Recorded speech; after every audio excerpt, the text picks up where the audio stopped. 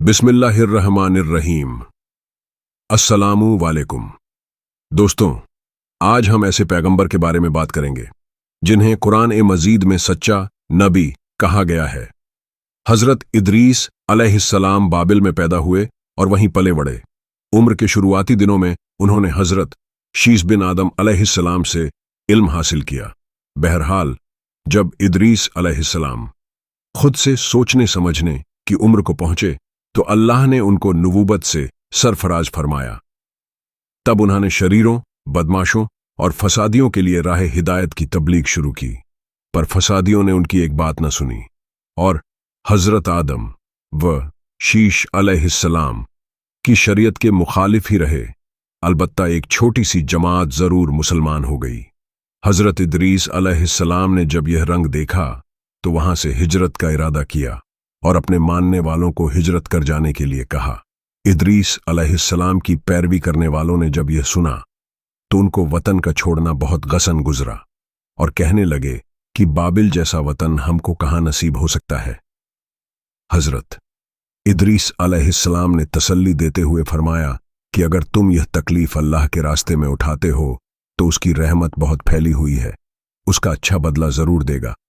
बस हिम्मत न हारो और अल्लाह के हुक्म के आगे सरे न्याज झुका दो। मुसलमानों की रजामंदी के बाद हजरत इदरीस और उनकी जमात मिस्र की तरफ हिजरत कर गई और नील के किनारे एक अच्छी जगह चुनकर कि सकूनत अपना ली।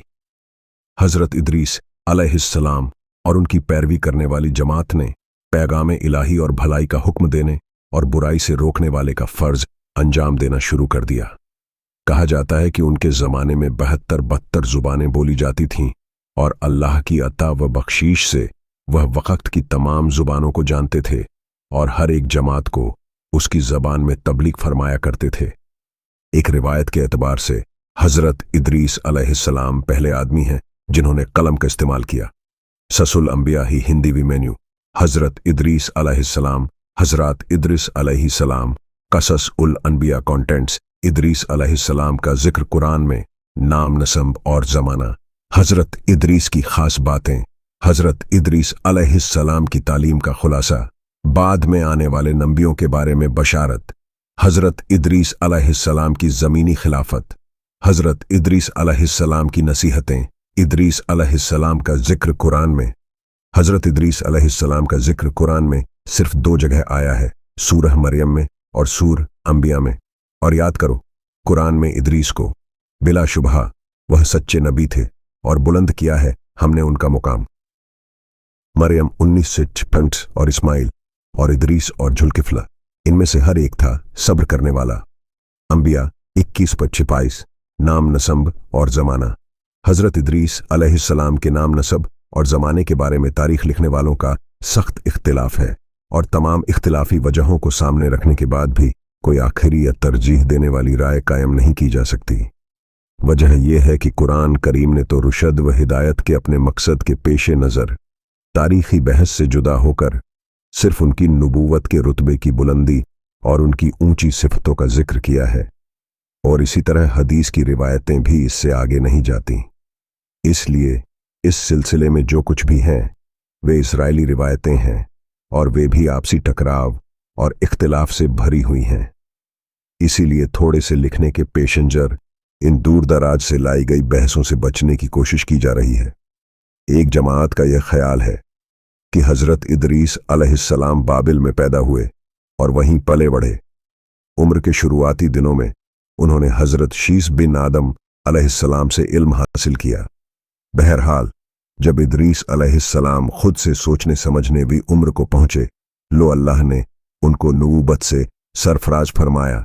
तब उन्होंने शरीरों, बदमाशों और फसादियों के लिए राह हिदायत की तबलीग शुरू की, पर फसादियों ने उनकी एक बात न सुनी और हजरत आदम व शीश अलैहिस्सलाम की शरीयत के मुखालिफ ही रहे। अलबत्ता एक छोटी सी जमात जरूर मुसलमान हो गई।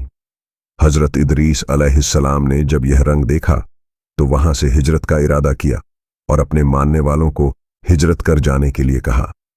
इदरीस अलैहिस्सलाम की पैरवी करने वालों ने जब यह सुना तो उनको वतन का छोड़ना बहुत गसन गुजरा और कहने लगे कि बाबिल जैसा वतन हमको कहां नसीब हो सकता है। हज़रत इदरीस अलैहिस्सलाम ने तसल्ली देते हुए फरमाया कि अगर तुम यह तकलीफ अल्लाह के रास्ते में उठाते हो तो उसकी रहमत बहुत फैली हुई है, उसका अच्छा बदला जरूर देगा। बस हिम्मत न हारो और अल्लाह के हुक्म के आगे सरे नियाज झुका दो। मुसलमानों की रजामंदी के बाद हज़रत इदरीस और उनकी जमात मिस्र की तरफ हिजरत कर गई और नील के किनारे एक अच्छी जगह चुनकर के सकूनत अपना ली। हज़रत इदरीस अलैहिस्सलाम और उनकी पैरवी करने वाली जमात ने पैगाम इलाही और भलाई का हुक्म देने और बुराई से रोकने वाले का फर्ज अंजाम देना शुरू कर दिया।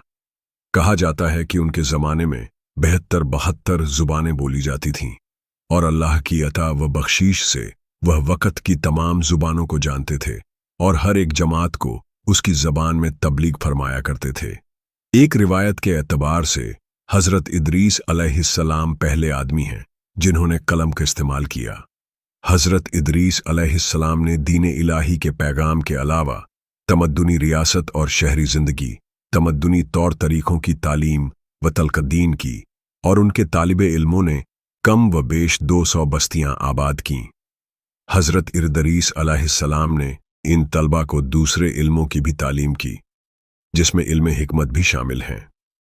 हज़रत इदरीस अलैहिस्सलाम पहली हस्ती हैं जिन्होंने हिकमत के इल्म की शुरुआत की और अगर खुदा के उस पैगंबर के ज़रिए से इल्म सामने न आते तो इंसानी तबीयतों की वहां तक पहुंच मुश्किल थी।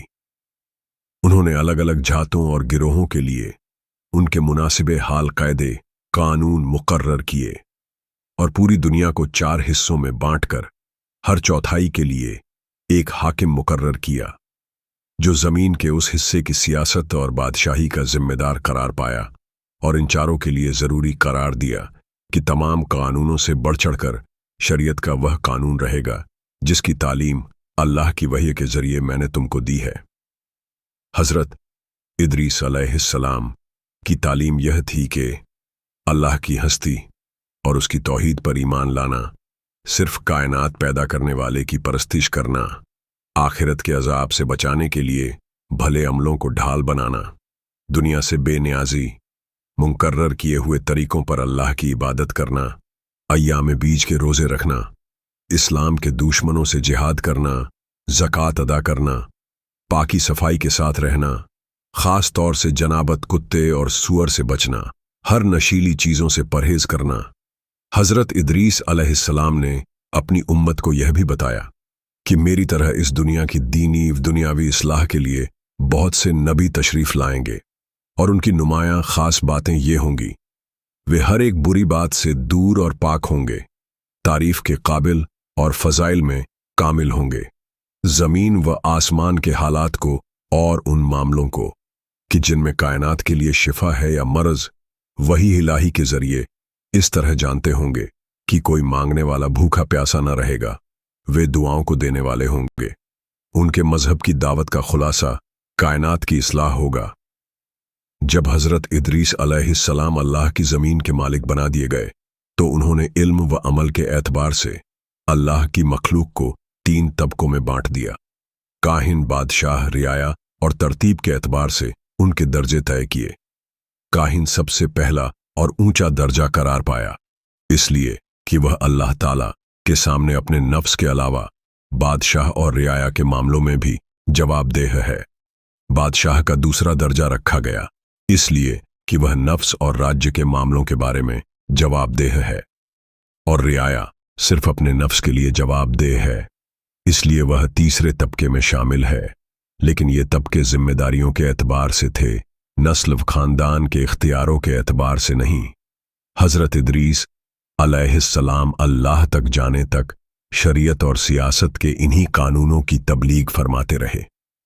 हज़रत इदरीस अलैहिस्सलाम की बहुत सी नसीहतें और आदाब और अखलाक के जुमले मशहूर हैं जो अलग अलग ज़ुबानों में कहावत की शक्ल में इस्तेमाल किए जाते हैं।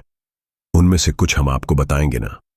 8 अल्लाह की बेपनाह नेमतों का शुक्रिया इंसानी ताकत से बाहर है। 2 दुनिया की भलाई हसरत है और बुराई इंदामत।